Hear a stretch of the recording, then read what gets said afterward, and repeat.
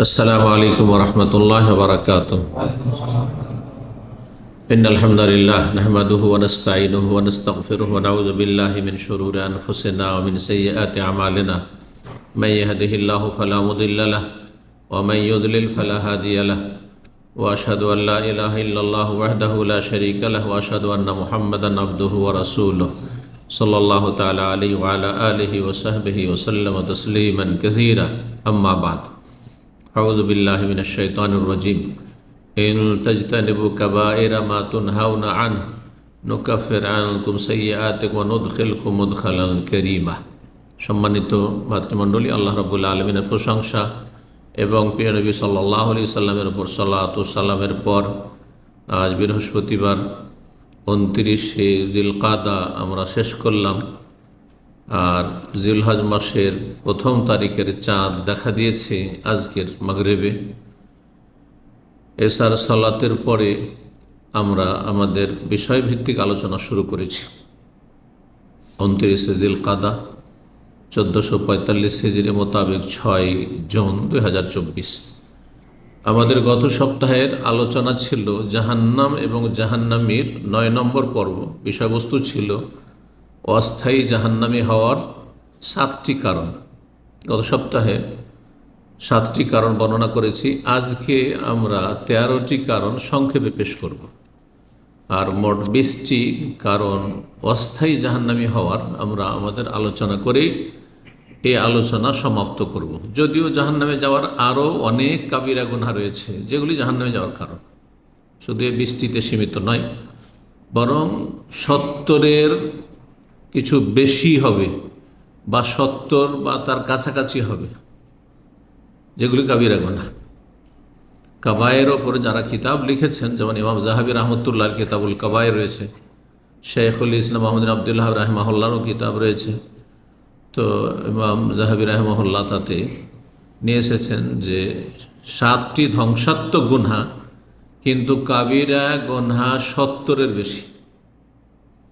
7-এর কাছাকাছি না, এবং 70-এর বেশি গুনাহ যেগুলো কাবিরা বড় গুনাহ, সেই গুনাহগুলি থেকে তওবা না করে কেউ যদি আল্লাহর কাছে চলে যায় তো আল্লাহ শাস্তি দিতে পারেন।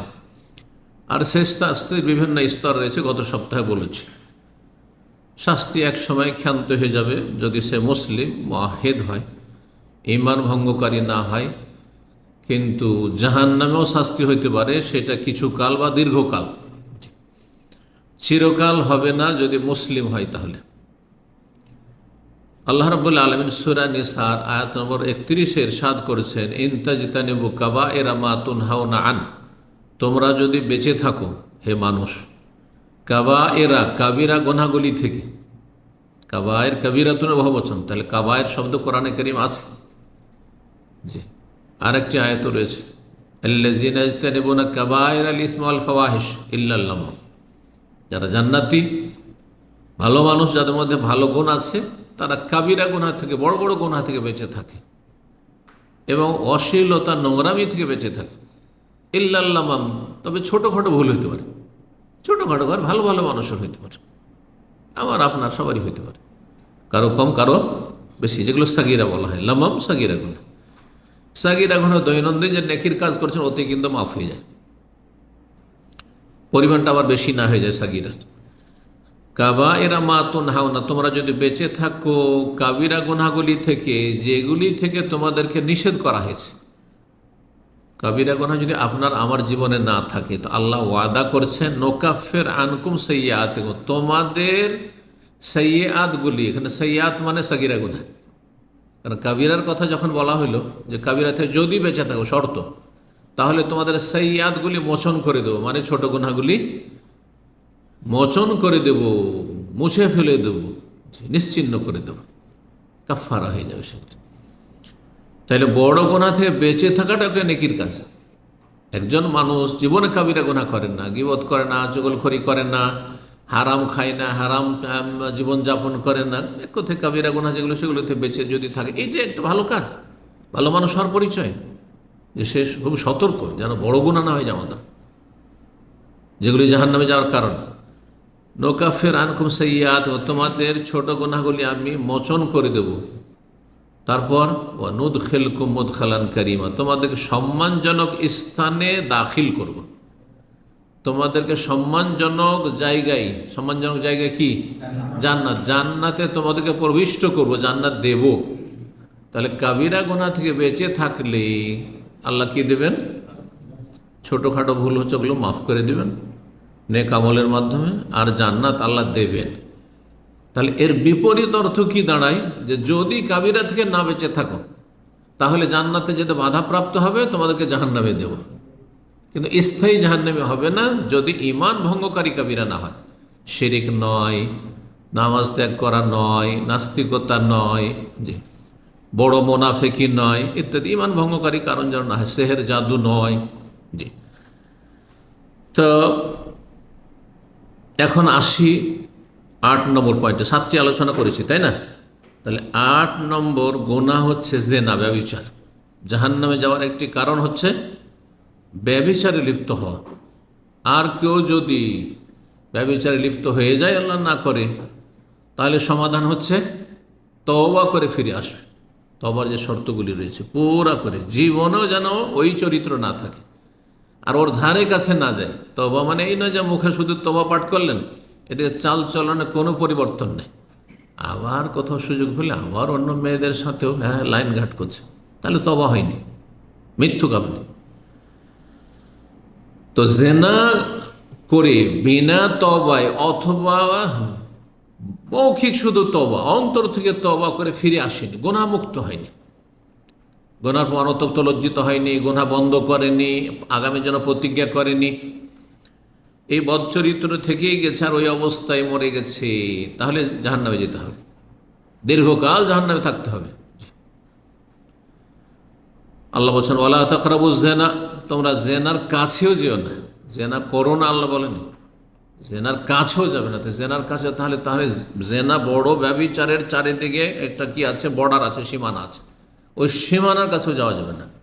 জেনা ব্যভিচারের কাছাকাছি যাওয়া হচ্ছে বেগানা মহিলার সাথে কথা বলা, বেগানা মহিলার সাথে কোথাও সফর করা, একই রিক্সাতে, বান্ধবীর সাথে কলেজ যাওয়া, সিনেমা দেখতে যাওয়া, অথবা নির্জনতা ইত্যাদি ইত্যাদি, তাদের চেহারার দিকে বারবার তাকানো, তাদের সাথে চ্যাটিং করা ইত্যাদি ইত্যাদি, অপ্রয়োজনীয় বেগানা মহিলার সাথে কথা বলা, বেগানা পুরুষের সাথে কথা বলা, বেহায় বেপর্দা চলাফেরা করা বা বেহায় বেপর্দা যেসব চলে তাদের সাথে চলাফেরা, প্রেম করা। আজকাল প্রেম করাকে পবিত্র প্রেম বলা হচ্ছে। এই নোংরাদের কাছে প্রেমও নাকি 2 ভাগে বিভক্ত। পবিত্র প্রেম যদি লুচ্চামি করেন বিয়ে করার উদ্দেশ্যে, লুচ্চামি করে বিয়ে করে নেব, তাহলে হচ্ছে পবিত্র প্রেম। আর যদি আপনি গাদ্দারি করে দেন তো ওইটা নাকি অপবিত্র প্রেম। এটা নাস্তিকদের কথা, এটা সেকুলারদের কথা, এটা ইসলামের শত্রুদের কথা, এটা কাফেরদের কথা। ভালো করে শোনেন, কোন মুসলিম এ কথা বলতে পারে না। যদি বলে তাহলে সে মুসলিম থাকবে না। কিসের মুসলিম তুমি যে নোংরামিকে 2 ভাগে ভাগ করো? নোংরামি আবার 2 ভাগ হয়, পায়খানা 2 ভাগে ভাগ হয়, একটা পবিত্র পায়খানা, একটা অপবিত্র পায়খানা। বেগানা মেয়ের সাথে রিলেশন, আপনার যোগাযোগ কিসের জন্য? ওই নোংরামের জন্য। এটি হচ্ছে পায়খানার মতো। পায়খানা যেমন 2 ভাগ হয় না, ঠিক তেমনই নোংরামি, জেনা, ব্যভিচার আর তার ভূমিকা হ্যান্ডশেক করা বেগানা মহিলার সাথে ইত্যাদি ইত্যাদি যতগুলি রয়েছে, এগুলো হচ্ছে জেনার কাছে যাও। জেনার কাছেও যাবে না যেগুলো জেনার দিকে নিয়ে যায় ধীরে ধীরে। ইন্নাহু কানা ফাহিশা, কারণ জেনা ব্যভিচার হচ্ছে বড়ই নোংরামি কাজ, নোংরা লোকের কাজ, নিকৃষ্ট লোকের কাজ, অশ্লীলতা, ওয়াসা সাবিলা, এবং বড় মন্দ রাস্তা। দুনিয়াতে মন্দ রাস্তা যে জেনাকারীকে সুস্থ মস্তিষ্কের সমাজ কখনো সম্মানের নজরে দেখে না, নিকৃষ্ট মনে করে। বেনামাজিও যদি হয় আজকাল মুসলিম সমাজের, কিন্তু চরিত্র ভালো। আর যদি গ্রামে কোনো লুচ্চা থাকে জেনাকারী, তো ওকে কোনোদিন সম্মানের দৃষ্টিতে দেখে না, নিকৃষ্ট মানের লোক মনে করে, তাই না? সামাজিক অপরাধ এটি। এমনকি অমুসলিম হিন্দুদের মধ্যেও, জি, অমুসলিমদের মধ্যেও যাদের মধ্যে জেনাকে জেনা বলা আছে, তারা জেনাকারীকে ভালো নজরে দেখে না, নিকৃষ্ট মনে করে, নোংরা চরিত্রের মনে করে। দুনিয়ায় খারাপ রাস্তা আর আখিরাতে খারাপ রাস্তা, খারাপ জায়গা হচ্ছে জাহান্নাম। তাহলে সাবিলা, এই রাস্তা হচ্ছে জাহান্নামের রাস্তা। এই রাস্তা হচ্ছে কিসের রাস্তা? ব্যভিচারের রাস্তা হচ্ছে জাহান্নামের রাস্তা। সূরা বনী ইসরাঈল 8:32। সহিহ বুখারীতে 1297 নম্বর হাদিস, নবী সাল্লাল্লাহু আলাইহি ওয়াসাল্লামের স্বপ্নের হাদিস। বিভিন্ন দৃশ্যগুলো দেখেছেন, জাহান্নামীদের দৃশ্য। তার মধ্যে একটি দৃশ্য দেখেছিলেন যে কিছু নর নারী উলঙ্গ হয়ে আগুনের একটি তন্নুর, মানে বড় বিশাল চুলহা, জাহান্নামের আগুনের চুলহা, আর তাতে জ্বলতে আছে, একবার করে ওপর দিকে উঠে চলে আসছে, আবার নিচে চলে যাচ্ছে, যখন আগুন আপ ডাউন করছে তখন। এ দেখার পরে শেষ যখন ফেরেশতা বলতে লাগলেন এসবের বিবরণ, বললেজি রাআইতাহু ফি সাকবি, যেসব মানুষকে, নর নারীকে তুমি ওই যে গর্তে দেখলে, যেই গর্ত ছিল আগুনের গর্ত বা আগুনের তন্নুর, ফাহমুজ্জুনাত, এরা হচ্ছে জেনাকারী, ব্যভিচারকারী। তাহলে ব্যভিচারকারিনীদেরকে উলঙ্গ বিবস্ত্র অবস্থায় নবী সাল্লাল্লাহু আলাইহি ওয়াসাল্লাম কিসে দেখেছেন? জাহান্নামে দেখেছেন, যখন জাহান্নামের দৃশ্য দেখানো হয়েছে নবী সাল্লাল্লাহু আলাইহি ওয়াসাল্লামকে স্বপ্নযোগে। মেরাজেও বিভিন্ন দৃশ্য দেখানো হয়েছে নবী সাল্লাল্লাহু আলাইহি ওয়াসাল্লামকে।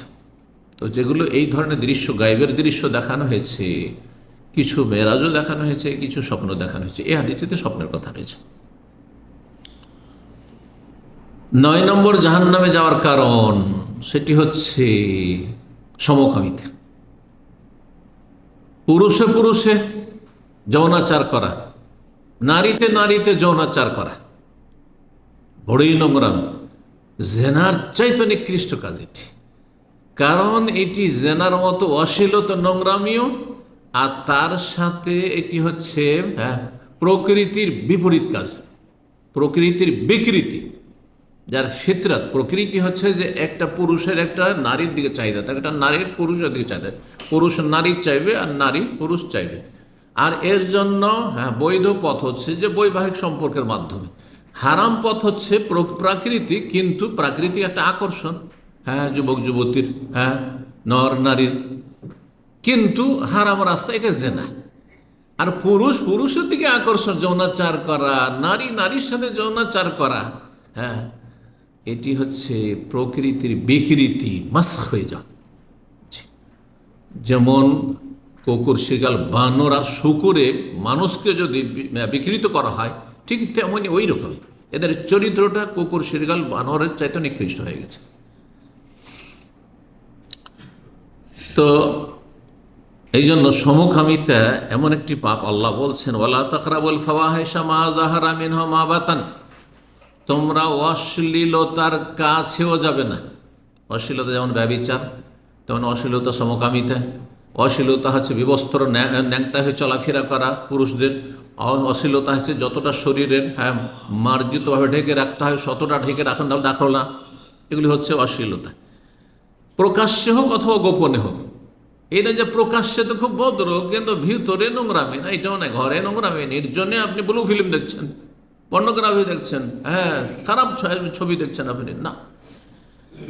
প্রকাশ্য হোক আর গোপনে হোক, সেই অশ্লীলতা তার কাছে যেও না। যালিক ওয়াসাকুম বিহি, আল্লাহ এ ওসিয়ত করেছেন। আরও কিছু কথা বলার পর, এই আল্লাহর ওসিয়ত, আল্লাহর নির্দেশ, আল্লাহ স্বয়ং নির্দেশ দিচ্ছেন, ওসিয়ত করছেন যে অসিয়ত সমকামিতার কাছে যেও না, জেনা ব্যভিচারের কাছে যেও না। লাআল্লাকুম তাকিলুন, যাতে করে তোমরা একটু বুঝার চেষ্টা করো, উপলব্ধি করো। সূরা আনআম আয়াত নম্বর 151। সমকামিতা সম্পর্কে আল্লাহ রাব্বুল আলামিন বেশ কিছু আয়াতে লূত আলাইহিস সালামের সম্প্রদায় যে এই সমকামিতার নোংরামিতা লিপ্ত ছিল, তার আগে মানব জাতি আদম আলাইহিস সালাম থেকে শুরু করে এই লূত আলাইহিস সালামের জাত পর্যন্ত কোনো মানুষ কল্পনা করেনি যে পুরুষে পুরুষে যৌনাচার হয়। এরা প্রথম কাজ শুরু করেছে, এই নোংরামি শুরু করেছে।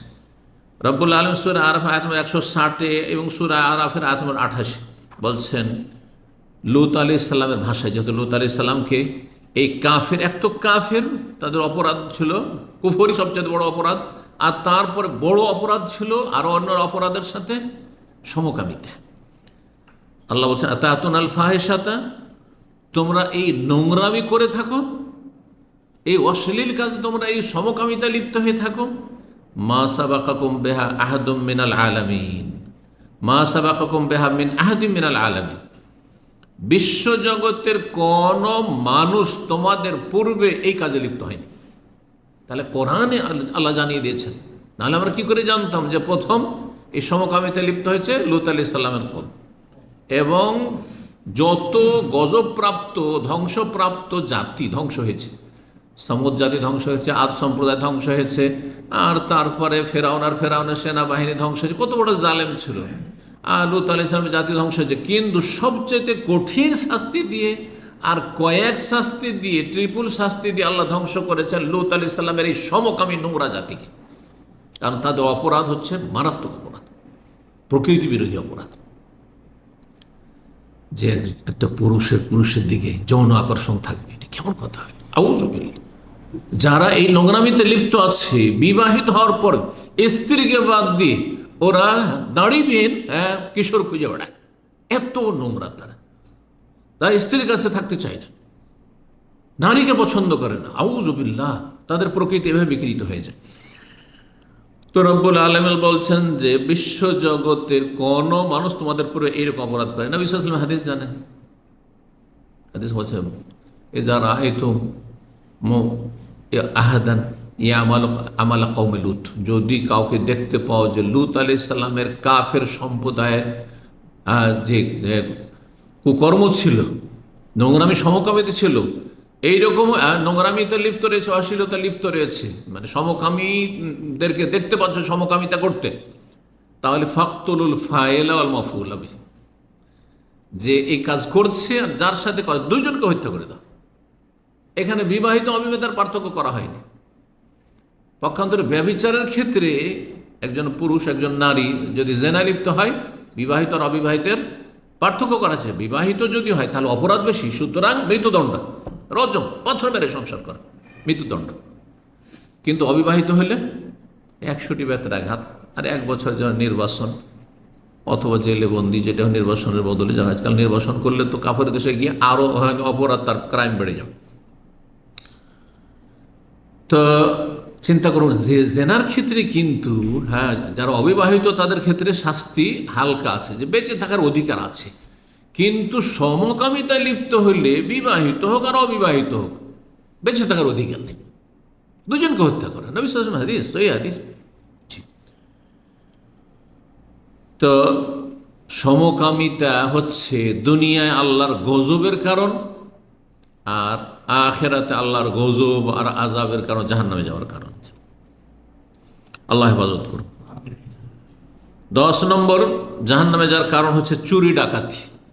দুটোকে আলাদা আলাদা বয়ান করা যায়, কিন্তু সময়ের স্বল্পতার জন্য দুটোকে একসাথে করে দিচ্ছি, যদিও চুরি আর ডাকাতিতে পার্থক্য রয়েছে। চুরি কাকে বলে আর ডাকাতি? চুরি ডাকাতিতে পার্থক্য কি? যে বলবে হাত তুলবে। হ্যাঁ, কি পার্থক্য?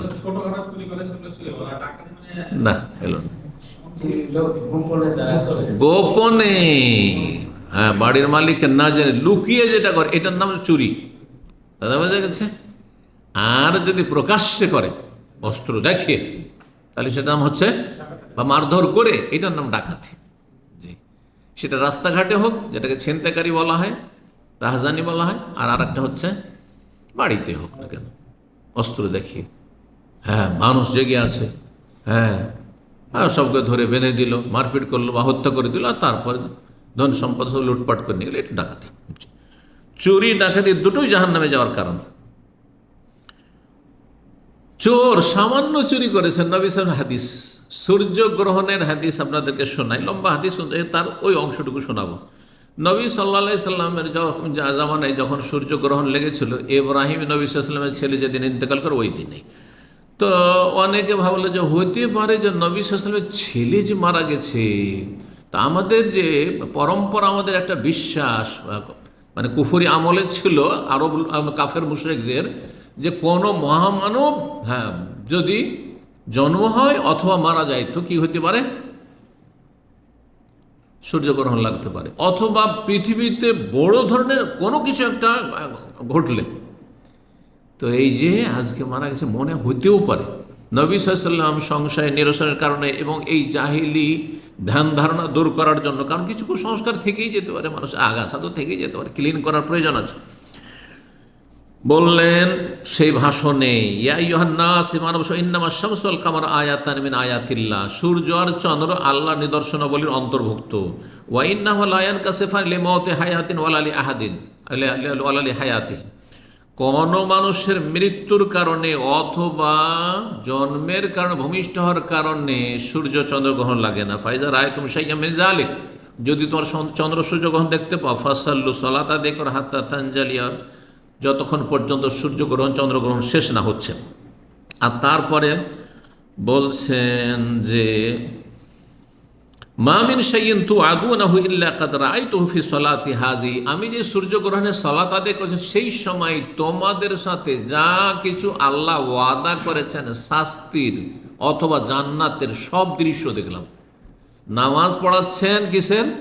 সূর্যগ্রহণের, আর জান্নাতের দৃশ্য সামনে চলে এসছে, সামনের দিকে একটু এগিয়ে গেছেন। জাহান্নামের দৃশ্য সামনে চলে এসে পেছন দিকে সরে গেছেন রাসূলুল্লাহ সাল্লাল্লাহু আলাইহি ওয়াসাল্লাম। যেমন টিভির পর্দায় আমরা পৃথিবীর বিভিন্ন সিনারি দেখি, ঠিক ওই রকমই নবী সাল্লাল্লাহু আলাইহি ওয়াসাল্লাম সালাত অবস্থায় 1400 বছর আগে দেখেছেন জান্নাতের দৃশ্য আর জাহান্নামের দৃশ্য। বলছেন তোমাদের সাথে যা কিছু প্রতিশ্রুত হয়েছে তা আমি এখানে এই সালাত অবস্থায় দেখতে পেয়েছি। তারপরে লাকাদ জিয়া বিন্নার, আমার সামনে আগুন জাহান্নাম নিয়ে আসা হলো। ওয়াজালেকুম, কখন ওইটা শোনো, আমি সালাত অবস্থায়, ওয়াজালেকুম হেইনা রাআইতুম, যখন আমাকে দেখেছিলে যে সালাত অবস্থায় দাঁড়িয়ে আমি তাখারতু, পিছনে সরে গেলাম, আগুন জাহান্নামের দেখে দাও দাও করে চলছে, পিছনে সরে গেছি। এটা মানুষের প্রকৃতি। মূসা আলাইহিস সালাম জানছেন যে জাদুর সাপ, এই লাঠি আর রশি কি ছিল ওগুলো, লাঠি রশি জাদু, আসলে বাস্তবতা নেই। তারপরে যখন বড় বড় অজাগর সাপ হয়ে যখন চলে আসছে ধেয়ে, তখন এমন পালা পালাইতে লেগেছেন, ওয়াল্লা মুদবিরান ওয়ালাম ইয়াক্তুব, কোরআন ভাষায় এমন পালাইতে শুরু করেছে একটু ঘুরেও দেখেন না কেমন পালা পালাচ্ছেন। এটা মানুষের প্রকৃতি, ভয় লাগবেই। জি, হঠাৎ করে একটা সাপ দেখলে ভয় লাগবে না? ভয় লাগবে না।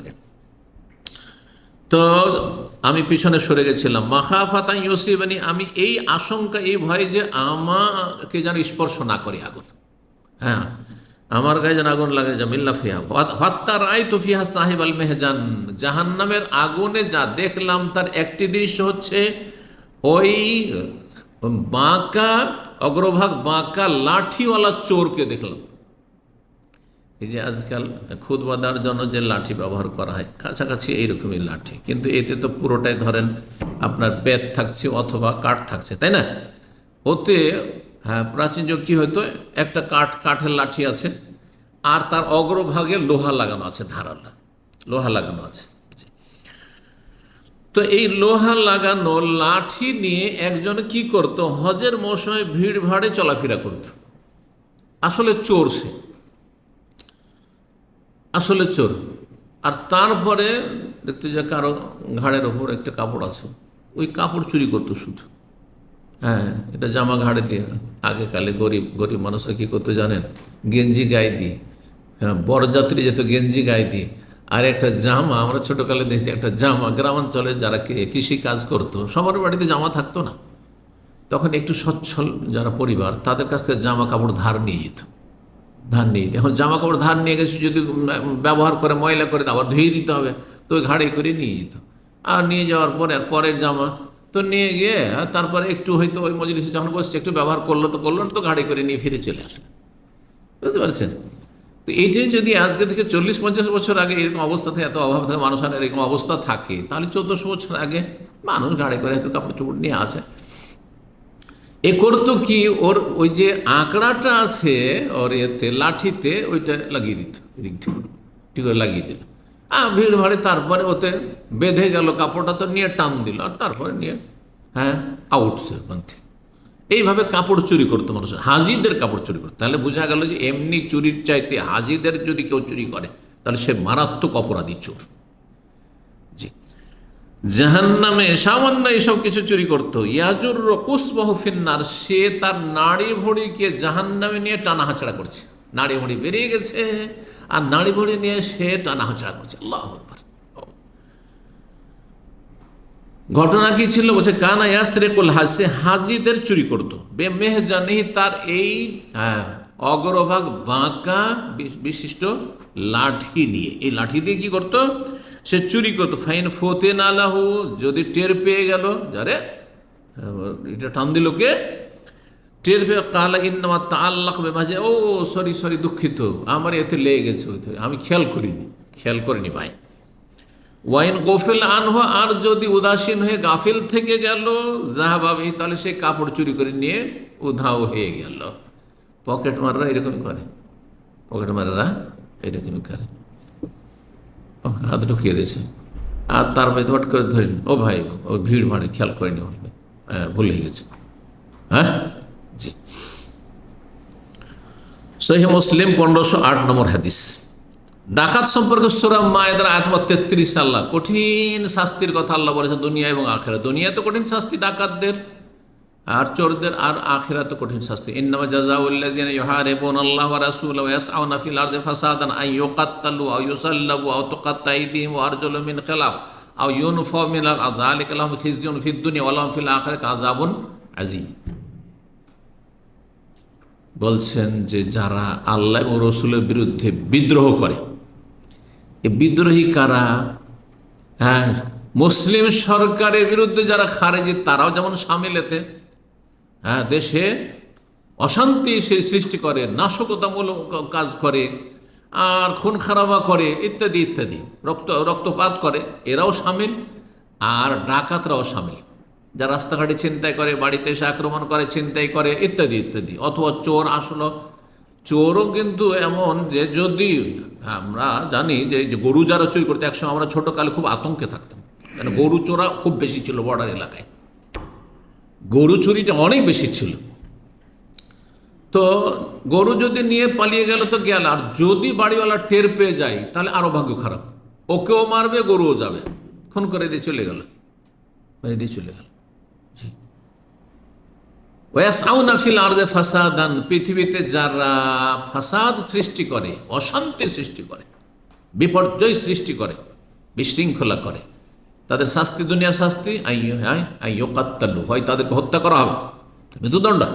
যদি মুসলিম শাসক মনে করে ডাকাতকে মৃত্যুদণ্ড দেবো, দিতে পারবে, ইউকাত্তালু আও ইউসাল্লাবু, অথবা শুলে চড়ানো, শুলিতেও চড়াইতে পারে, ফাঁসিতে চড়াইতে পারে, আও ইউনফাউ মিনাল আরদ, অথবা দেশ থেকে তাদেরকে তাড়িয়ে দিতে পারে, দেশের নাগরিকত্ব ক্যান্সেল করে দিতে পারে, যে এসব চোর ডাকাতকে রাখবো না, হ্যাঁ এসব জঙ্গিদেরকে রাখবো না, করতে পারে। আও ইউনফাউ মিনাল আরদ যালিকা লাহুম খিজয়ুন ফিদ দুনিয়া, এটি হচ্ছে দুনিয়ার লাঞ্ছনা, দুনিয়ার শাস্তি। আর আখেরাতে তাদের জন্য মহাশাস্তি রয়েছে। আর আখেরাতের মহাশাস্তি কি? জাহান্নাম। সুতরাং চোর ডাকাতের জন্য জাহান্নাম রয়েছে, যদি বিনা তওবাতে আল্লাহর সামনে হাজির হয়। 11 নম্বর কাবিরা গুনাহ, যে কারণে জাহান্নামে যেতে হবে, সেটা হচ্ছে বেঈমানি করা, আত্মসাৎ করা, গাসাব, জমি বেঈমানি করা, কারো বাড়ি ঘরে বেঈমানি করে নেওয়া, টাকা পয়সা বেঈমানি করে নেওয়া, যেটাকে আরবিতে গাসাব বলা হয়েছে।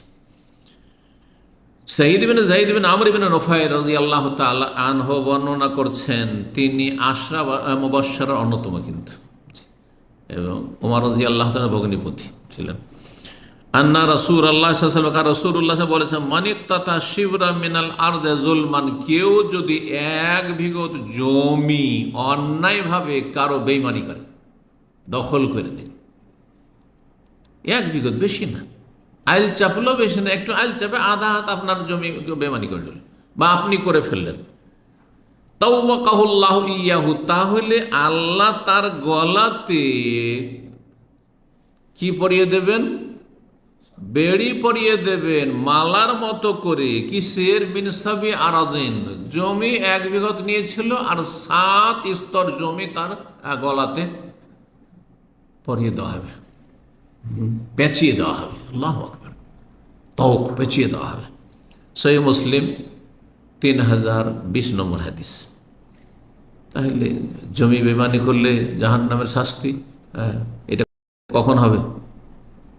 এই যে 7 স্তরের জমিন তার গলাতে ঝুলিয়ে দেওয়া হবে, এটা কোথায়? জাহান্নামে। জাহান্নামে হবে এটা, সেটা সে হাসর মাঠে বিচার দিবস হবে, সেটা জাহান্নামে হবে। যে এইরকমই কারো বাড়ি দখল করলো, আজকাল শহরে মানুষের ইমান না, জাতিতে মুসলমান ইমান নেই। আপনি বিদেশে থাকেন আর আপনার বাড়িতে কেউ থাকে না, বাড়ি দখল করে কেউ বসে আছে। হ্যাঁ, আপনার প্লট দখল করে বসে আছে, গ্রামে আপনার আইল চেপে বসে আছে। আউযুবিল্লাহ। টাকা পয়সা ব্যবসা করতে দেন, বেইমানি করে বসে আছে, ওর লস নেই, সব লস আপনারই। যদি পার্টনারশিপে যান, যতই দিনী ভাই করুক, ধোঁকাবাজ। খবরদার দিনী ভাই বলে বিশ্বাস করবেন না। সেটা আপনি যদি আপনার কাছে সে পরীক্ষিত হয় সেটা ভিন্ন বিষয়, কিন্তু সাধারণ ভাই দিনী ভাই, এই দাড়ি ছিল তার, আর সে 5 ওয়াক্ত নামাজ পড়তো, তাহাজ্জুদ গুজার ছিল, সোমবার বৃহস্পতি রোজা রাখতো, সেই জন্য তাকে বিশ্বাস করেছেন না, মোটেই না। যতক্ষণ পর্যন্ত কিছুদিন লেনদেন না করে আপনি পরীক্ষা করবেন বা তার সাথে চলাফেরা করে, ততক্ষণ পর্যন্ত কোনো দিনী ভাই দিনী বোনকে বিশ্বাস করে আমানতের ক্ষেত্রে আমানত উঠে গেছে। নবী সাল্লাল্লাহু আলাইহি ওয়াসাল্লাম সহিহ বুখারী হাদিস, ইদা যুইয়াতিল আমানত ফান্তাজিরিস সাহ, যখন আমানতকে বিনষ্ট করা হবে তখন কিয়ামত সন্নিকট, কিয়ামতের অপেক্ষা করিও। তখন সাহাবীরা জিজ্ঞাসা করে, কাইফা ইউতাহাতু ইয়া রাসূলুল্লাহ, আমানত আবার কি করে নষ্ট করা হবে? তখন বলে, যা উসসিদাল আমরু ইলা গায়রি আহলি ফান্ত, অযোগ্য ব্যক্তিকে যদি কোনো দায়িত্ব দেওয়া হয়, অযোগ্য সে পার্টনারশিপে কাজ করার জন্য, অযোগ্য সে আপনার বাড়ির দেখাশোনা করার জন্য, অযোগ্য আপনার বাড়ির কাজের মেয়ে, কাজের ছেলে মেয়ে দেখাশোনা করার জন্য বা আপনার পরিবার দেখা করার জন্য, অযোগ্য হচ্ছে যে টিউশনে পড়াতে যায় আপনার বাড়িতে, আর সেই ব্যক্তি অযোগ্য, আর সে টিউশন পড়ার নাম দিয়ে গিয়ে সে পরকীয়ায় লিপ্ত আছে না, এটা কিয়ামতের লক্ষণ। অযোগ্য ব্যক্তিকে যদি কোনো দায়িত্ব দেওয়া হয়, যে ঠিকভাবে দায়িত্ব পালন করে আমানত রক্ষা করলো না, এটা কিয়ামতের লক্ষণ। তো বেঈমানি করার শাস্তি জাহান্নাম, যদি তওবা না করে। আর যেহেতু বান্দার হক, সুতরাং এই ক্ষেত্রে তওবার জন্য চতুর্থ শর্ত হচ্ছে, যা বেঈমানি করেছে পুরোপুরি আদায় করতে হবে। শুধু মৌখিক তওবা বা অন্তর থেকে তওবা, আল্লাহ আমি একটা জমি বেঈমানি করেছি, ওইটার তো আর ছাড়তে পারছি না, অনেক টাকার জায়গায়, কিন্তু আমি তোমার কাছে খুব কান্নাকাটি করছি, তওবা কবুল হবে? সারা জীবন সিজদা পড়ে থাকলে তওবা কবুল হবে না। আপনি ফিরিয়ে দিয়ে আসেন যার জিনিস তার। 12 নম্বর জাহান্নামে যাওয়ার কারণ হচ্ছে মদ পান। আর মদ পান যদি জাহান্নামে যাওয়ার কারণ হয়, তো মাদক দ্রব্য যত আছে, হিরোইন হোক, গাঁজা হোক, আর এই ধরনের যতগুলি আছে, আমি নাম জানি আর নাই জানি, আর আপনারা জানেন না জানেন, মাদক দ্রব্য এক কথায় যদি কেউ পান করে আর বিনা তওবাতে চলে যায়, পানে অভ্যস্ত থাকে, বিনা তওবাতে আল্লাহর সামনে হাজিরা, মরলো এখনো খালেস অন্তর থেকে, তার তওবা হয়নি, গুনাহ মাফ হয়নি, তাহলে জাহান্নামে যাবে। সহিহ মুসলিমে 3732 নম্বর হাদিস, জাবের রাদিয়াল্লাহু তাআলা বর্ণনা করছেন, রাসূলুল্লাহ সাল্লাল্লাহু আলাইহি ওয়াসাল্লাম বলেন, কুল্লু মুসকিরিন হারাম, প্রতিটি নেশা আর বস্তু হচ্ছে হারাম। যা নেশা নিয়ে আসে, এমন কোনো বস্তু যা কি করে নেশাগ্রস্ত করে, প্রতিটি এমন বস্তু যা নেশাগ্রস্ত করে তা হচ্ছে হারাম। নেশা কাকে বলে? আমার বাঙালিদের কাছে নেশা মানে যেটা না খেলে ছটপট করে, খাওয়া এমন একটা অভ্যাস হয়ে গেছে, না খেলে ভালো লাগে না, ছটফট করে, ওইটার নাম নেশা রেখেছে বাঙালিরা। না ভাই, আমার চায়ের একটা নেশা হয়ে গেছে, সকাল 1 কাপ না খেলে হবে না, আর বিকেলে অফিসে এসে 1 কাপ না খেলে হবে, এটার নাম নেশা? এটা আমাদের দেশীয় নেশা, এটা যারা ভাষা বুঝে না তাদের নেশা, এটা শরীয়তের বা ভাষাগত নেশা নয়, এটা ভুল কথা।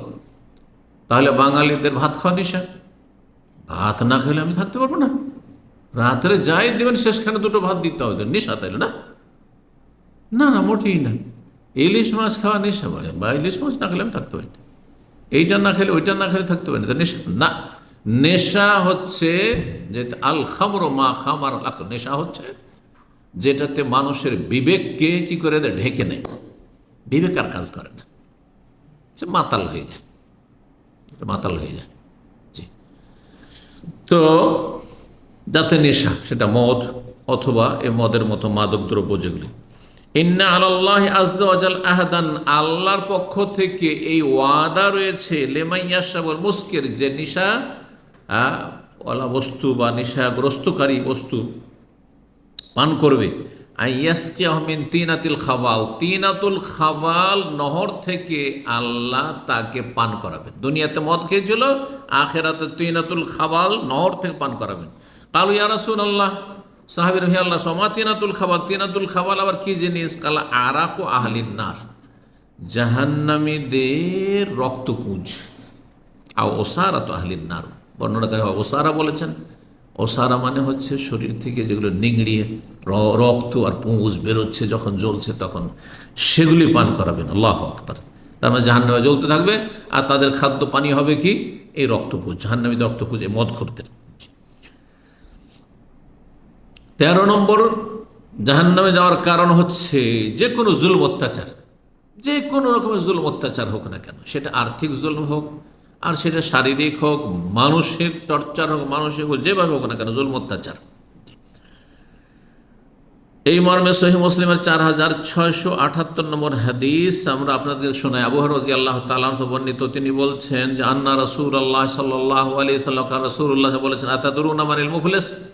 একদিন বললেন নবী সাল্লাল্লাহু আলাইহি ওয়াসাল্লাম, তোমরা জানো যে সর্বহারা কে? মুফলিস ফুলুস থেকে, ফুলুস মানে কি?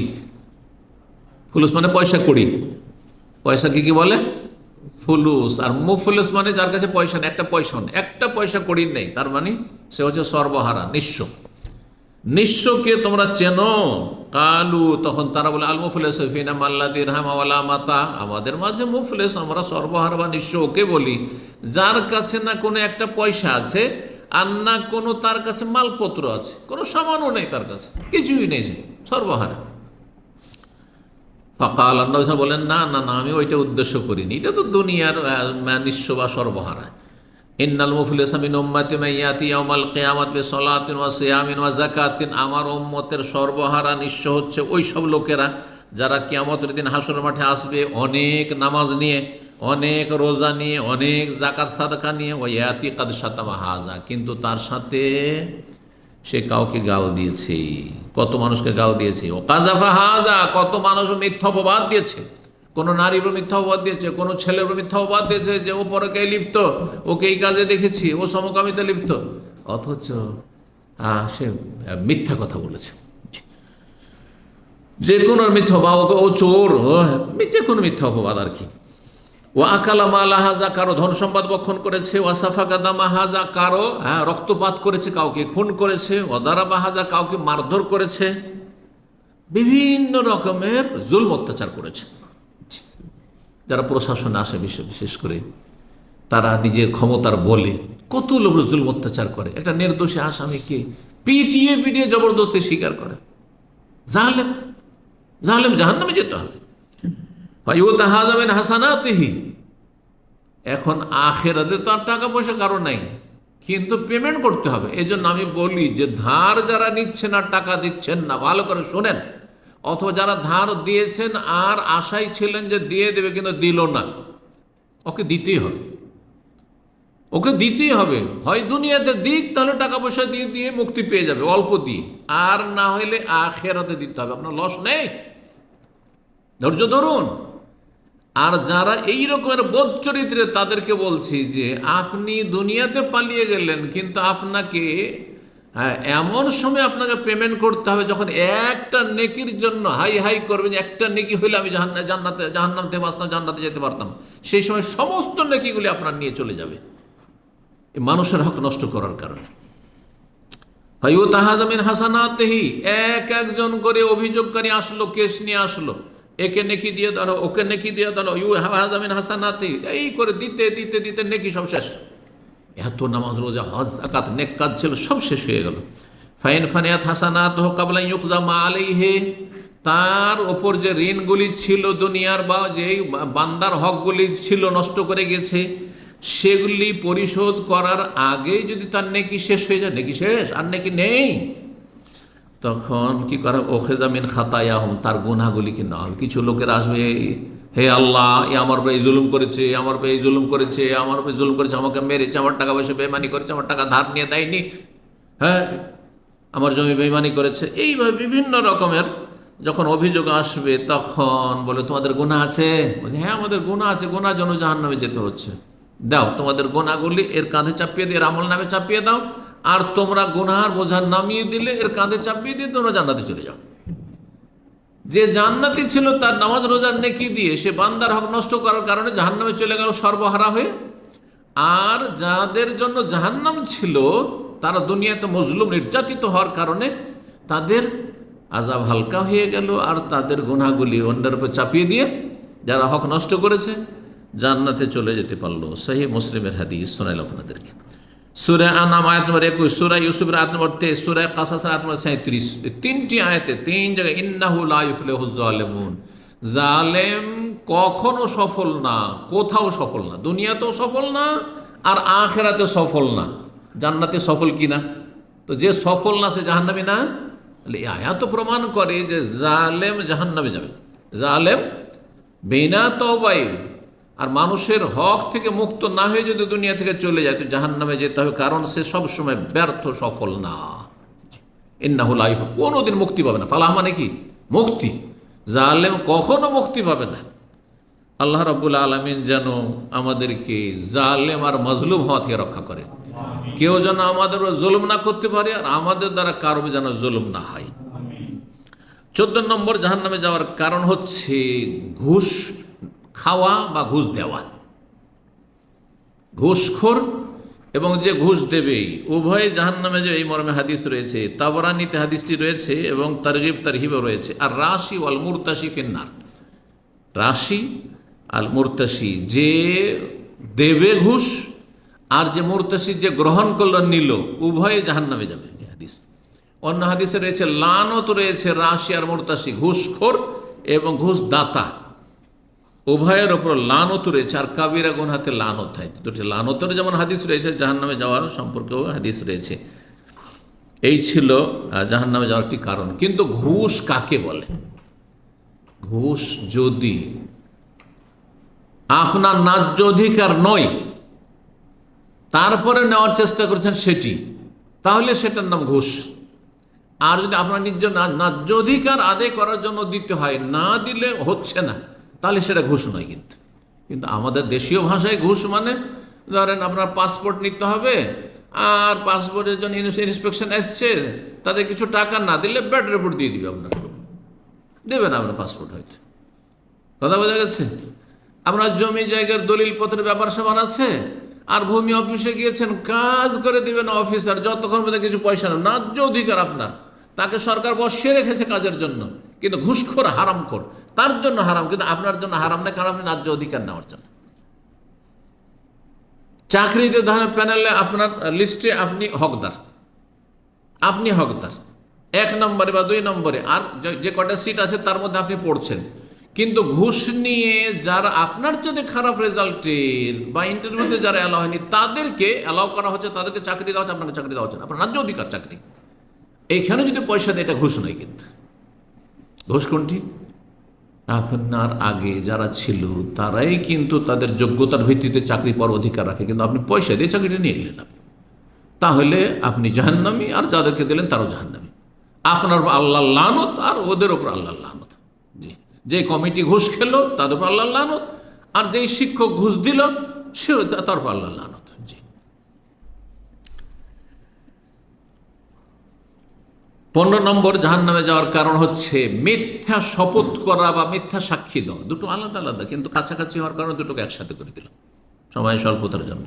মিথ্যা কসম যদি কেউ করে, ধরেন এমন একটা অপরাধ করেছে, চুরি করেছে মোবাইল, হ্যাঁ, বা কারো স্বর্ণ, হ্যাঁ, রুমমেট চুরি করেছে, এখন দেখছে যে আমার সন্দেহ করতে লেগেছে, তো আমি কী করবো? তুই কসম করে যদি বলতে পারিস, হয়তো ধার্মিক কসমের উপর গুরুত্ব আছে, কিন্তু ওর গুরুত্ব নেই, চোরের গুরুত্ব নেই কসমের। আর যেই ব্যক্তি চুরি হয়েছে সে হয়তো কসমের গুরুত্ব বুঝছে, আল্লাহর নাম দিয়ে কসম দেবো তাকে, তো বিশ্বাস করে নেবো যদি কসম করে নিস, তো ঠিক আছে, আল্লাহর কসম আমি চুরি করিনি, অথচ চুরি করেছে, জাহান্নামে যাবে সে। একে আরবিতে হাদিসের ভাষায় ইয়ামিনে গমুস বলা হয়। ইয়ামিন মানে কসম, শপথ, আর গমুস মানে ডুবিয়ে দেওয়া। কিসে ডুবিয়ে দেওয়া? জাহান্নামে ডুবিয়ে দেবে কেউ যদি মিথ্যা কসম করে।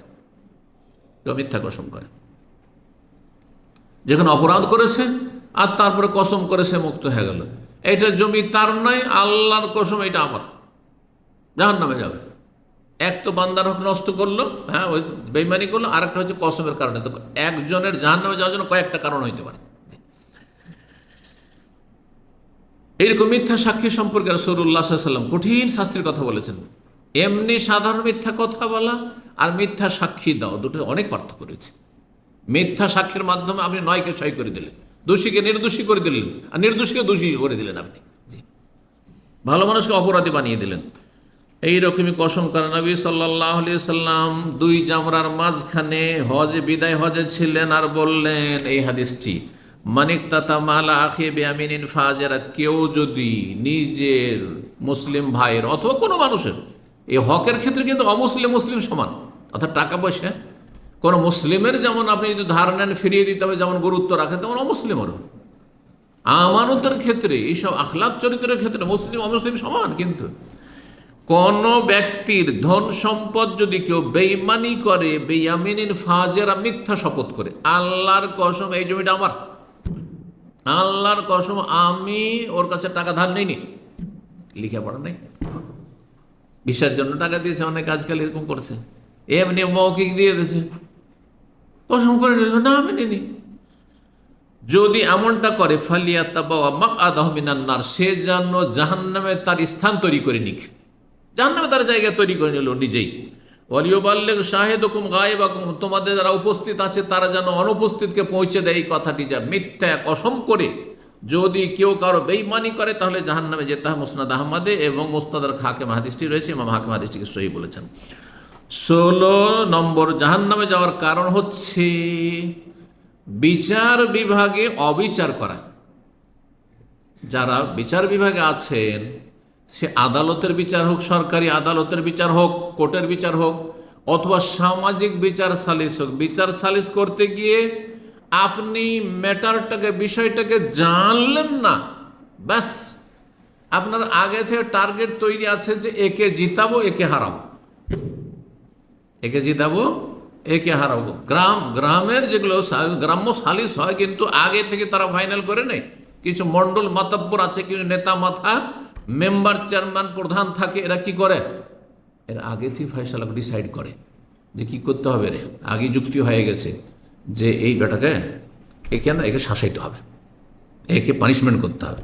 অথচ বেচারা মজলুম, হ্যাঁ বেচারা অসহায়, বেচারা ন্যায্য অধিকার, তাকে এমন করলো, লাঞ্ছিত করে ছাড়লো, অথচ সে কোনো দোষ করেনি।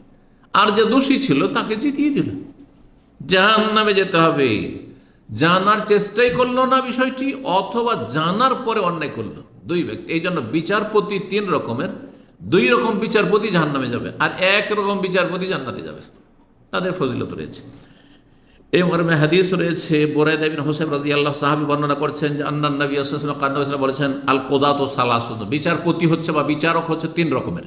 ওয়াহিদুন ফিল জান্নাহ, 1 রকমের বিচারক জান্নাতে যাবে, ওয়া ইসনানি ফিন নার, 2 রকমের বিচারক জাহান্নামে যাবে। ফাআম্মাল্লাযী ফিল জান্নাহ, জান্নাতে কোন বিচারক যাবে, ফারাজুলুন আরাফা, যেই ব্যক্তি সত্যটা যাচাই করলো, জানলো বিষয়টা কি, তদন্ত করলো, তাহলে সঠিক তদন্ত হইতে হবে। যারা তদন্ত বিভাগ আছেন, ওয়া কাযাবি, এবং সঠিকটা জানার পরে সেই অনুযায়ী সত্য অনুযায়ী ফয়সালা করলো। ওয়া রাজুলুন আরাফাল হাক্কা, আরেকজন লোক সত্যকে জানলো, ফাজারা ফিল হুকমে, কিন্তু বিচার করতে গিয়ে জুলম করে ফেললো, সে জাহান্নামে যাবেন। আর রাজুলুন কাযালিন নাস আলা জাহল, আরেকজন লোক বিচার করলো, আরেকজন বিচারপতি বিচার করলো, কিন্তু বিষয়টা দেখলোই না, ঘুষ খেয়ে নিয়েছে একজনের, সুতরাং তাকে কি করতে হবে, মুক্ত করতে হবে। আর যার ঘুষ পায়নি তাকে হারাতে হবে, কেসে তাকে পরাজিত করতে হবে। ফাহুয়া ফিন্নার, এও জাহান্নামে যাবে। আবু দাউদ, তিরমিজি, ইবনে মাজার হাদিস এবং ইমাম হাকিম হাদিসটিকে সহিহ বলেছেন। 17 নম্বর জাহান্নামে যাওয়ার কারণ হচ্ছে প্রতারণা করা, ধোঁকা দেওয়া। জি, আর বিশেষ করে সেই ধোঁকা দেওয়া যদি শাসকের বা নেতার হয়, অভিভাবকের হয়, অধীনস্থদের সাথে। শাসক দুর্নীতি করছে আর ক্ষতিগ্রস্ত করছে দেশের জনগণকে, অথবা এলাকার যে দায়িত্বশীল রয়েছে, মেম্বার রয়েছে, চেয়ারম্যান রয়েছে, প্রধান রয়েছে, অথবা যে সমাজপতি রয়েছে, অথবা বাড়ির মালিক পর্যন্ত। এই হাদিসটা সবাইকে, সর্বস্তরের মালিককে সামিল, এমনকি প্রতিষ্ঠান যারা কর্মস্থলে আছেন, আপনাদের যারা ম্যানেজার আছে, সুপারভাইজার আছে, ফোরম্যান আছে, তারাও এতে সামিল। যদি এই ক্ষেত্রে কি করে, ধোঁকাবাজি করে, প্রতারণা করে, অথবা দুর্নীতি করে, কল্যাণ করল না, হিতাকাঙ্ক্ষী হলো না, এমন কিছু আচরণ করলো যেটা জনগণের জন্য কল্যাণকর নয়। এমন অভিভাবক যে স্বামী বা বাড়ির মালিক, সে এমন কিছু করলো যেটা স্ত্রীর কল্যাণও নয়, ছেলে মেয়ের কল্যাণ, তাদের অকল্যাণ করলো, অমঙ্গল করলো, জাহান্নামের দিকে ঠেলে দিলেন। স্ত্রী বড় পর্দানাসীন ছিল, বিয়ে করে নিয়ে আসেন তখন, কিন্তু আপনি অসৎ, বন্ধু বান্ধব আসতে লাগলো, না তোকে আসতে হয় বন্ধুদের সামনে, না হইলে আমার মান ইজ্জত চলে যাবে।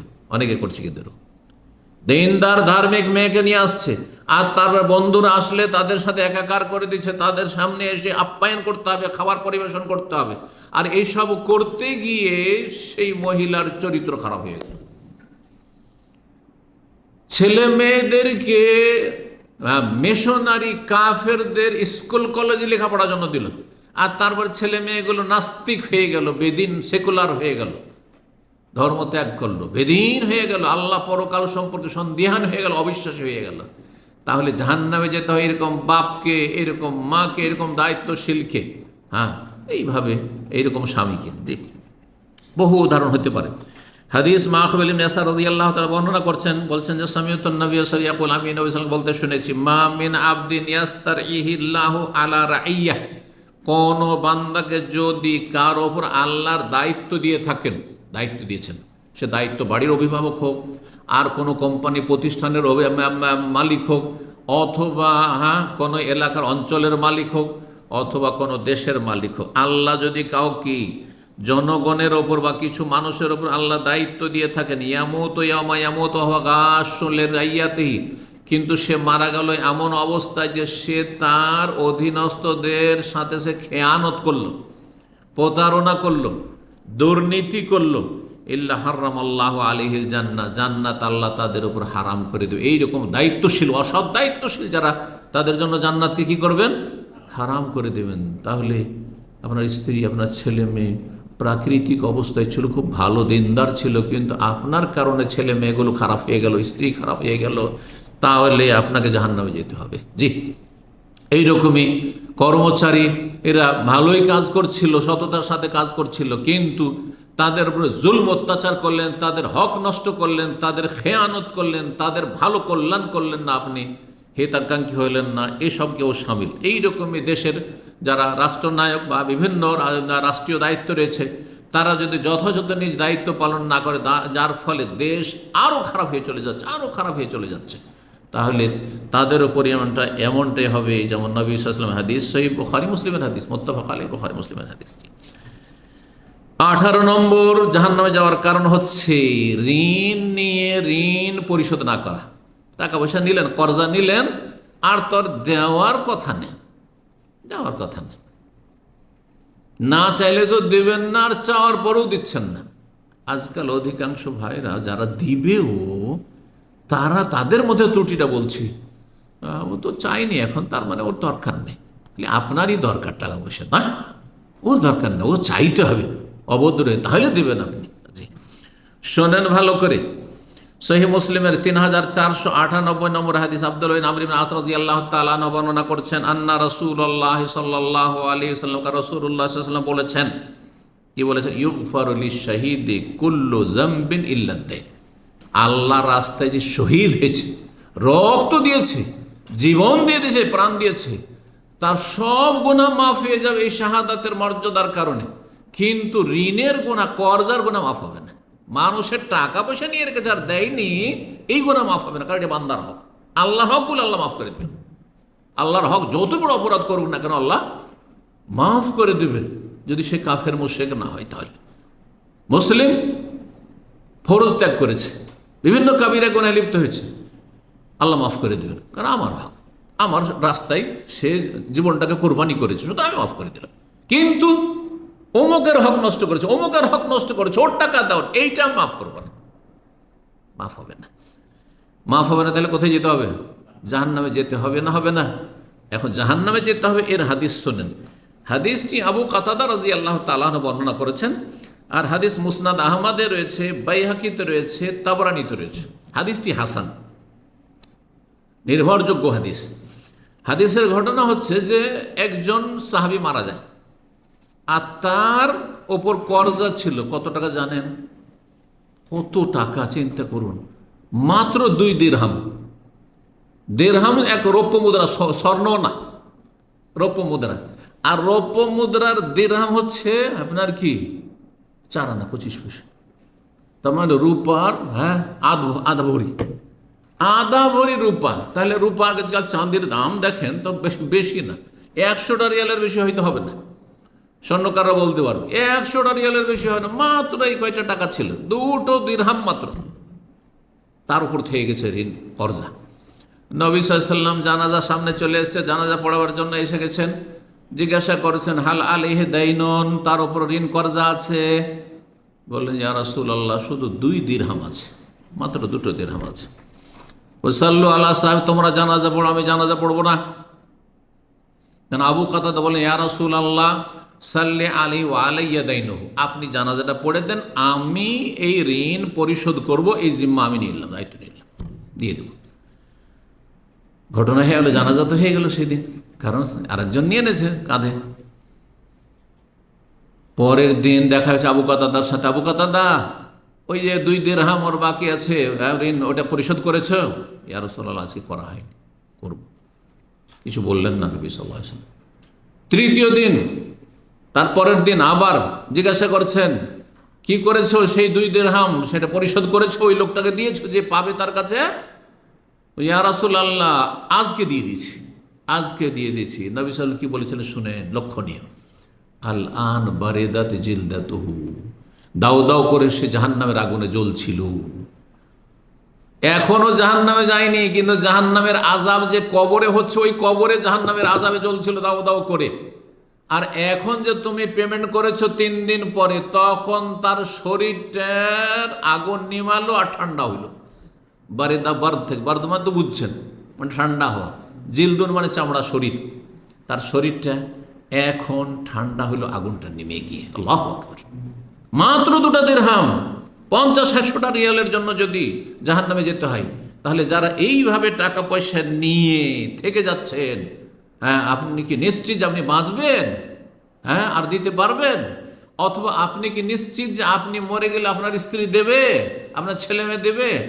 আর এটা কি অজুহাত হইল যে আমি মরে গেলে আমার স্ত্রী ছেলে মেয়ে দেবে? না, মোটেই না, আপনাকে দিয়ে যেতে হবে। আজকাল কোথায় পাবেন, নিজেই দিচ্ছেন না আপনি, আর আপনার স্ত্রী দেবে, আপনার ছেলে মেয়ে দেবে? ও তো পয়সার লোভ হয়ে গেছে। জি, কখনো দেবেন না। সুতরাং এই রকমের অপরাধ করবেন না যে মানুষের হক নষ্ট করার কারণে জাহান্নামে যেতে হয়। আপনার বড় বড় নেকির পাহাড় থেকেও জান্নাতে যেতে পারবেন, কারণ শহীদের মর্যাদার চাইতে বড় নামাজির মর্যাদা নাই।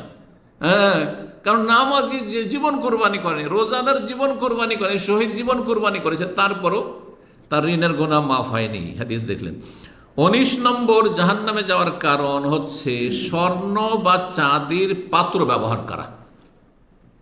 স্বর্ণ চাঁদির মহিলাদের গয়না চলবে, কিন্তু স্বর্ণ চাঁদির বোতলে যদি আমি গ্লাসে পানি খাই, স্বর্ণ চাঁদির যদি কাপে আমি চা খাই, কফি খাই, জুস খাই, বলেন, অথবা বিছানা, খাট বিছানা অথবা টেবিল, আমার কলম যদি স্বর্ণের হয়, গোল্ডের হয়, চাঁদির হয়, চলবে না। পুরুষদের জন্য গয়না পর্যন্ত হারাম, আর মহিলাদের জন্য গয়না পর্যন্ত হালাল। গয়নার বাইরে কিন্তু মহিলারও হালাল নয়, ভালো করে মনে রাখবেন। জানা আছে না নেই? নাকি আজকে ক্লিয়ার হইল? আশা করি জানা আছে, যারা নিয়মিত আসছে না, নতুন ভাইদের হয়তো জানা নেই, ভালো করে শুনে রাখেন। জি, তো যদি কেউ স্বর্ণ চাঁদির পাত্র ব্যবহার করে খাওয়ার ক্ষেত্রে, পানীয়র ক্ষেত্রে, উম্মে সালামা রাদিয়াল্লাহু তাআলা আনহা বর্ণনা করছেন, নবী সাল্লাল্লাহু আলাইহি ওয়াসাল্লাম বলেছেন আল্লাযী ইয়াশরাফি আনিয়াতিল ফিদ্দাতে, কেউ যদি রূপা চাঁদির বর্তনে পান করে, ইন্নামা ইউজারজিরু ফি বাতনিহি নারা জাহান্নাম, তাহলে জাহান্নামের আগুন তার পেটে ঢুকাইল। সে রূপার চাঁদির পাত্রে পান করলো না, পানাহার করলো না, বরং কি করলো? জাহান্নামের আগুন পেটে ঢুকালো। সহিহ বুখারী 5203, সহিহ মুসলিম 3846 হাদিস। সহিহ মুসলিমের আরেকটা হাদিসে স্বর্ণ চাঁদি দুটোরই কথা রয়েছে। বলছেন রাসূলুল্লাহ ইন্নাল্লাযী ইয়াকুলু আও ইয়াশরাবু ফি আনিয়াতিয যাহাব ওয়াল ফিদ্দা, যেই ব্যক্তি স্বর্ণ বা চাঁদির পাত্রে পানাহার করে, ইন্নামা ইউজারজিরু ফি বাতনিহি নারা জাহান্নাম, সেই ব্যক্তি নিজের পেটে জাহান্নামের আগুন ঢুকায়। আল্লাহু আকবার। 20 নম্বর আরো সর্বশেষ জাহান্নামে যাওয়ার কারণ হচ্ছে মেয়েদেরকে অথবা বোনদেরকে মিরাস থেকে পরিত্যক্ত ধন সম্পদে বঞ্চিত করা। বাপের ধন সম্পদ, মায়ের ধন সম্পদ বোনদেরকে দিলেন না, আপনি মহরম করলেন, অথবা 9-6 করে হাতে তুলা দিলেন, তোরা 1 বিঘা করে নিয়ে নিবি রে, আর ভাইয়েরা সব 10 বিঘা 20 বিঘা, অথবা ভিটে মাটি তোরা তো পাবি না, কারণ এটা তো আমাদের। আজকাল যতই মুসল্লি দেখেন আমাদের দেশে, যেটা ভিটামিটি মাটি অথবা দোকানপাট অথবা দামি দামি জায়গা রোড সাইডে এগুলো পজিশন আছে, এগুলো কোটি কোটি টাকার সম্পদ, সেগুলো কার জন্য? ছেলেদের জন্য, পুরুষদের জন্য, আর মহিলাদের জন্য ওই মাঠে ঘাটে হাত তোলা তোকে দিয়ে দেবো 1-2 বিঘে, ওইটি নিয়ে নিস। আউযুবিল্লাহি মিনাশ শাইতানির রাজিম। জাহান্নামে যেতে যেতে কোনো সন্দেহ নেই। বোনদেরকে বঞ্চিত করা, বাপ মা ঠিকই ছিল, বলছে আমরা মারা যাওয়ার পরে ভাগ ঠিকভাবে করে নিবে, কিন্তু গায়ের জোরে বোনদেরকে বঞ্চিত করে দিল, তোরা নিবি না নিবি না। অনেকে তো বাপ মা যখন অসুস্থ হয় তখন তাদের কাছ থেকে আগে দলিল করে নেয়, টিপসই নিয়ে নেয়। জি, আউযুবিল্লাহ। জাহান্নামে যাওয়ার কারণ কোরআন স্পষ্ট ভাষায় আল্লাহ বলছেন, সূরা নিসার আয়াত নম্বর 11 থেকে নিয়ে 14 পর্যন্ত মিরাসের আয়াতগুলি রয়েছে, মাসাইলগুলি রয়েছে। শুরু করেছেন ইউসিকুমুল্লাহু ফি আওলাদিকুম লিযযাকারি মিসলু হাযিল, আল্লাহ তোমাদেরকে ওসিয়ত করেছেন, আল্লাহর ওসিয়ত, এইভাবে ভাগ করবে। আল্লাহ নিজে ভাগ করে দিয়েছেন, কিন্তু ভাগ কারো ওপর ন্যস্ত করেননি যে তোমরা ইনসাফ করবে, তোমাদের বিবেক দিয়ে কাজ করবে, এমন কথা বলেননি। বরং আল্লাহ নিজেই ভাগ বন্টন করে দিয়েছেন। ছেলেকে 2 মেয়ের সমান, মানে মেয়ের দ্বিগুণ দেবে, আর তারপরে শুধু মেয়ে হলে 1 হলে কত, 2 জন বা ততোধিক হলে কত, ইত্যাদি এসব বর্ণনা করার পরে আরও কিছু মাসাইল, স্বামী স্ত্রীর কত পাবে, স্ত্রী স্বামীর কত পাবে, কোন অবস্থায় কত পাবে, ছেলে মেয়ে থাকলে কত পাবে, ছেলে মেয়ে না থাকলে কত পাবে, ইত্যাদি এসব বর্ণনা করার পরে আল্লাহ কি বলছেন শেষখানে শোনেন, তিলকা হুদুদুল্লাহ, এ হচ্ছে আল্লাহর সীমানা, আল্লাহর বর্ডার নির্ধারণ করা রয়েছে। ওমাই ইউতিল্লাহ ওয়া রাসূলা, যে আল্লাহ এবং রসুলকে মানবে আর যারা এই বর্ডারের লক্ষ্য রাখবে, বর্ডারের হেফাজত করবে, ইউদখিলহু জান্নাতিন তাজরি মিন তাহতিহা আল-আনহার, তাদেরকে আল্লাহ এমন জান্নাত দেবেন যেই জান্নাতের নিম্ন দেশে নহর সমূহ প্রবাহিত রয়েছে, সেখানে চিরকাল থাকবে। এটি হচ্ছে মহা সাফল্য, যালিকাল ফাউজুল আযীম। আর আয়াত নম্বর 14তে আল্লাহ বলছেন, ওমাই ইয়াসিল্লাহ ওয়া রাসূলা, যারা আল্লাহ এবং রসুলের নাফরমানি করবে, তারা কোরআনের ভাগ করলো না, নিজের মতো করে ভাগ করলো।